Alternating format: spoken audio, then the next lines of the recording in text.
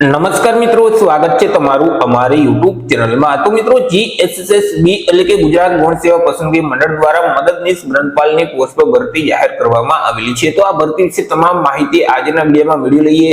તે પહેલા વિડીયો ગમે તો લાઈક અને શેર કરી દેજો, ચેનલમાં નવા હોય તો ચેનલને સબસ્ક્રાઇબ કરી દેજો। તો ચાલો મિત્રો, વિડીયોની શરૂઆત કરીએ।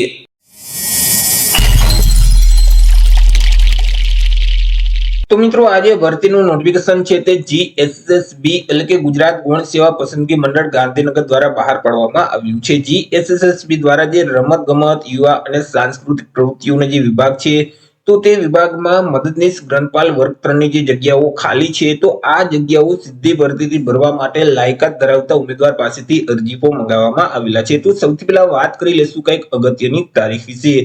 હવે મિત્રો, આ જે ભરતી છે તેમાં જો તમારે અરજી ફોર્મ ભરવું હોય તો ઓનલાઈન અરજી ફોર્મ ભરવાનું રહેશે।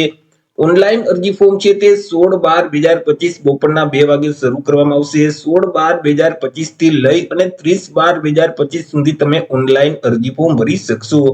ઓનલાઈન અરજી ફોર્મ છે તે જે ઓજાસનું પોર્ટલ છે એટલે કે ojas.gujarat.gov.in નામની જે વેબસાઇટ છે, તે વેબસાઇટ ઉપર જઈ 16/12/2025 સુધીમાં તમારે ઓનલાઈન અરજી કરવાની રહેશે। મિત્રો, આ ભરતીમાં જો તમારે ઘર બેઠા જ ઓનલાઈન અરજી ફોર્મ ભરવું હોય તો અમારા જે WhatsApp નંબર છે 6352228352, આ નંબર પર તમે WhatsApp પર મેસેજ કરશો કે મદદનીશ ગ્રંથપાલમાં અરજી ફોર્મ ભરવું છે, તો તમને નજીવી ફી સાથે ઘર બેઠા જ ઓનલાઈન અરજી કરી દેવામાં આવશે। વાત કરી લઈએ જગ્યા વિશે કે કુલ કેટલી જગ્યા છે અને કેટેગરી મુજબ કેટલી જગ્યા રહેશે। તો કે કુલ 100 જેટલી જગ્યા પર આ ભરતી બહાર પાડવામાં આવેલી છે। આ જે 100 જગ્યા છે તેમાંથી બિન અનામત એટલે કે સામાન્ય વર્ગના જે ઉમેદવાર છે તેના માટે 38 જગ્યા છે। 38 માંથી 12 જગ્યા મહિલા માટે અનામત રહેશે। ઈડબ્લ્યુએસ એટલે કે આર્થિક રીતે નબળા વર્ગના ઉમેદવાર માટે 11 જગ્યા છે। 11 માંથી 3 જગ્યા મહિલા માટે અનામત રહેશે। અનુસૂચિત જાતિના ઉમેદવાર માટે 7 જગ્યા છે। 7 માંથી 2 જગ્યા મહિલા માટે અનામત રહેશે। અનુસૂચિત જનજાતિના ઉમેદવાર માટે 16 જગ્યા છે। 16 માંથી 5 જગ્યા મહિલા માટે અનામત રહેશે। ત્યારે સામાજિક અને શૈક્ષણિક રીતે પછાત વર્ગના જે ઉમેદવાર છે તેના માટે 28 જગ્યા છે। 28 માંથી 9 જગ્યા મહિલા માટે અનામત રહેશે। આવી રીતે જે 100 જગ્યા છે તેમાંથી 10 જગ્યા માજી સૈનિક માટે પણ અનામત રહેશે। ચર્ચા કરી લઈએ પે સ્કેલ એટલે કે પગાર ધોરણ વિશે કે ઉમેદવારોને કયા પગાર ધોરણ મુજબ પગાર આપવામાં આવશે। તો ઉમેદવારોને પ્રથમ 5 વર્ષ સુધી તો ફિક્સ પગાર છે તે મળવાપાત્ર થશે। દર મહિને ₹26,000 ફિક્સ પગાર આપવામાં આવશે।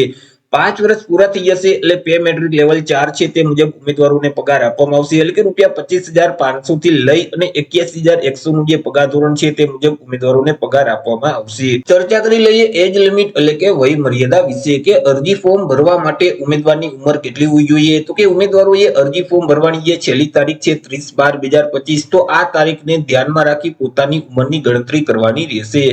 30/12/2025 ના રોજ ઉમેદવારની જે ઉંમર છે તે ઓછામાં ઓછી 18 વર્ષ અને વધુમાં વધુ 36 વર્ષની હોવી જોઈએ। પરંતુ અહીં જે અનામત વર્ગના જે ઉમેદવાર છે તો તેઓને સરકારશ્રીના નિયમ અનુસાર ઉંમરમાં છૂટછાટ આપવામાં આવશે। જેમ કે સામાન્ય વર્ગની જે મહિલા ઉમેદવાર છે તેઓને 5 વર્ષની છૂટછાટ આપવામાં આવશે। અનામત વર્ગના તમામ ઉમેદવારોને 5 વર્ષની છૂટછાટ મળવાપાત્ર થશે। તે સિવાય અહીં જે દિવ્યાંગતા ધરાવતા ઉમેદવાર છે તો તેઓને 10 વર્ષની છૂટછાટ આપવામાં આવશે। માજી સૈનિક છે તો તેઓએ જે સંરક્ષણ સેવા બજાવેલ છે તે ઉપરાંત 3 વર્ષની છૂટછાટ આપવામાં આવશે। પરંતુ અહીં કોઈ પણ સંજોગોમાં ઉમેદવારની ઉંમર 45 વર્ષ કરતા વધવી ન જોઈએ। જો ઉમેદવારની ઉંમર 45 વર્ષ કરતા વધી જતી હશે તો તેવા સંજોગોમાં તેઓને છૂટછાટ મળવાપાત્ર થતી નથી। વાત કરી લઈએ એજ્યુકેશન ક્વોલિફિકેશન એટલે કે શૈક્ષણિક લાયકાત વિશે કે અરજી ફોર્મ ભરવા માટે ઉમેદવારની શૈક્ષણિક લાયકાત કેટલી હોવી જોઈએ।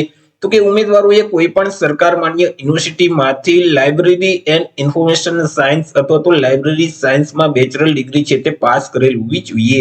સાથે સાથે ઉમેદવાર પાસે બેઝિક કોમ્પ્યુટરનું નોલેજ હોવું જોઈએ। ઉમેદવાર છે તે ગુજરાતી ભાષા અથવા હિન્દી ભાષા અથવા બંને ભાષાના જાણકાર હોવા જોઈએ। ચર્ચા કરી લઈએ પરીક્ષા ફી વિશે કે કયા ઉમેદવારોએ કેટલી પરીક્ષા ફી ભરવાની રહેશે। તો અહીં તમામ વર્ગના ઉમેદવારોએ પરીક્ષા ફી ભરવાની છે કે જેમાં બિન અનામત વર્ગના જે પુરુષ ઉમેદવાર છે તો તેઓએ પરીક્ષા ફી તરીકે ₹500 ભરવાના રહેશે। તે સિવાય અનામત વર્ગના તમામ ઉમેદવાર છે જેમ કે તમામ વર્ગની મહિલા ઉમેદવાર છે, સામાજિક અને શૈક્ષણિક રીતે પછાત વર્ગના ઉમેદવાર છે, અનુસૂચિત જાતિ અનુસૂચિત જનજાતિના ઉમેદવાર છે, ઈડબ્લ્યુએસ કેટેગરીના ઉમેદવાર છે, દિવ્યાંગ ઉમેદવાર છે, માજી સૈનિક છે, તો આ તમામ અનામત વર્ગના ઉમેદવારોએ પરીક્ષા ફી તરીકે ₹400 ભરવાના રહેશે। પરંતુ ઉમેદવાર જો પરીક્ષામાં હાજર રહેશે તો તેવા સંજોગોમાં તેઓએ જે ફી ભરેલ છે તે ફી તેઓને પરત કરી દેવામાં આવશે। અહીં ઓનલાઈન જ તમારે પરીક્ષા ફી છે તે ભરવાની રહેશે. તમે net banking, credit card, debit card કે યુપીઆઈ ના માધ્યમથી પરીક્ષા ફી ભરી શકશો. 2/1/2026 સુધીમાં તમારે ઓનલાઈન પરીક્ષા ફી ભરવાની રહેશે. વાત કરી લઈએ પરીક્ષા પદ્ધતિ વિશે કે ઉમેદવારનું સિલેક્શન કેવી રીતે કરવામાં આવશે. તો ઉમેદવારનું સિલેક્શન છે તે એક સ્પર્ધાત્મક પરીક્ષાના માધ્યમથી કરવામાં આવશે. આ જે પરીક્ષા છે તે હેતુલક્ષી પ્રકારની રહેશે, એટલે કે તેમાં એમસીક્યુ પ્રકારના પ્રશ્ન પૂછવામાં આવશે. તમને જે ક્વેશ્ચન પેપર આપવામાં આવશે તેમાં અલગ અલગ બે વિભાગ હશે, વિભાગ એ અને વિભાગ બી. બંને વિભાગ ફરજિયાત આપવાના રહેશે અને બંને વિભાગમાં પાસ થવું ફરજિયાત રહેશે.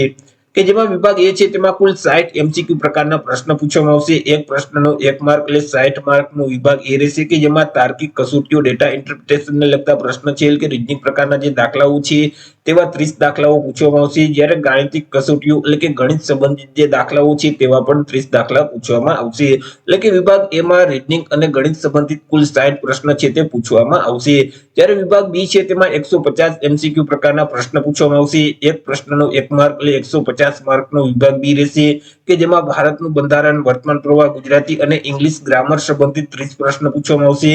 જ્યારે સંબંધિત વિષય અને તેની ઉપયોગિતાને લગતા જે પ્રશ્ન છે એટલે કે તમે જે શૈક્ષણિક લાયકાત પાસ કરેલ છે તેમાંથી 120 પ્રશ્ન પૂછવામાં આવશે. આવી રીતે વિભાગ એ માં કુલ 60 પ્રશ્ન, વિભાગ બી માં 150 પ્રશ્ન એટલે કે કુલ 210 પ્રશ્ન પૂછવામાં આવશે. 210 માર્કનું પેપર રહેશે. પેપર લખવા માટે 180 મિનિટ એટલે કે 3 કલાકનો સમયગાળો આપવામાં આવશે. મિત્રો આ જે પરીક્ષા છે તેમાં માઇનસ પદ્ધતિ લાગુ પડશે. જો તમે પ્રશ્ન જવાબ છે તે ખોટો ટીક કરશો તો તમે જે પ્રશ્નનો સાચો જવાબ આપેલ છે અને તમને 1 માર્ક મળેલ છે તેમાંથી 0.25 માર્ક એટલે કે 1/4 માર્ક છે તે માઇનસ કરી દેવામાં આવશે. અહીં મિત્રો પાસ થવા માટે વિભાગ એ છે તેમાં ઓછામાં ઓછા 40% ફરજિયાત લેવાના રહેશે. જ્યારે વિભાગ બી છે તેમાં પણ પાસ થવા માટે ઓછામાં ઓછા 40% ફરજિયાત લેવાના રહેશે. અહીં મિત્રો ફોર્મ ભરતી વખતે તમારે ફોટો અને સિગ્નેચર છે તે અપલોડ કરવાના રહેશે કે જેમાં ફોટાનું માપ છે તે 5 સેન્ટીમીટરની ઊંચાઈ અને 3.6 સેન્ટીમીટરની પહોળાઈ હોવી જોઈએ. જ્યારે સિગ્નેચરનું જે માપ છે તે 2.5 સેન્ટીમીટરની ઊંચાઈ અને 7.5 સેન્ટીમીટરની પહોળાઈ હોવી જોઈએ. હવે તમે જે ફોટો અને સિગ્નેચર ફાઇલ અપલોડ કરો છો તે ફાઇલનું ફોર્મેટ જેપીજી ફોર્મેટ હોવું જોઈએ. ફાઇલની સાઇઝ છે તે 15 કેબી કરતા ઓછી હોવી જોઈએ. કેવો ફોટોગ્રાફ અપલોડ કરવાનો રહેશે તો કે તાજેતરનો પાસપોર્ટ સાઇઝનો ફોટોગ્રાફ અપલોડ કરવાનો રહેશે કે જેનું બેકગ્રાઉન્ડ છે તે વ્હાઇટ કલરનું હોવું જોઈએ. જો વ્હાઇટ સિવાય અન્ય કલરનું બેકગ્રાઉન્ડ હશે અને તમે તે ફોટો અપલોડ કરશો તો તે ફોટોગ્રાફ છે તે માન્ય ગણાશે નહીં. અને મિત્રો તમે જે ફોટોગ્રાફ અપલોડ કરો છો તેની નીચે ફોટાઓ પડાવ્યાની તારીખ છે તે ફરજિયાત લખવાની રહેશે અને આ તારીખ છે તે 1 વર્ષ કરતા વધારે જૂની ન હોવી જોઈએ. તમે જે ફોટોગ્રાફ અપલોડ કરો છો તેની 4 થી 5 કોપી કાઢી તમારી પાસે જ રાખવાની રહેશે. જ્યારે પરીક્ષા વખતે તમને હાજરી પત્રક આપવામાં આવે તો તેમાં જે ફોટો ચોંટાડવાનો થશે તો તેમાં એ જ ફોટો લગાવવાનો રહેશે કે તમે જે ફોર્મ ભરતી વખતે અપલોડ કરેલ છે. તે સિવાય જ્યારે અહીં ડોક્યુમેન્ટ વેરિફિકેશન વખતે તમારી પાસે ફોટોગ્રાફ માંગવામાં આવે તો ત્યારે પણ તમારે એ જ ફોટોગ્રાફ રજૂ કરવાનો રહેશે. જો અલગ અલગ તબક્કામાં તમે અલગ અલગ ફોટોગ્રાફ રજૂ કરશો તો તમારી જે નિમણૂક છે તે રદ થઈ શકે છે. તો એ રીતે મિત્રો ગુજરાત ગૌણ સેવા પસંદગી મંડળ દ્વારા મદદનીશ ગ્રંથપાલ વર્ગ 3 ની પોસ્ટ પર ભરતીની જાહેરાત કરવામાં આવેલી છે. તો આશા રાખું છું વિડીયો પસંદ પડ્યો હશે. વિડીયો પસંદ પડ્યો તો લાઈક અને શેર કરી દેજો. ચેનલમાં નવા હો તો ચેનલને સબસ્ક્રાઇબ કરી દેજો. ફરી મળીશું એક નવા ટોપિક સાથે એક નવા વિડીયોમાં. ત્યાં સુધી જય હિન્દ, વંદે માતરમ.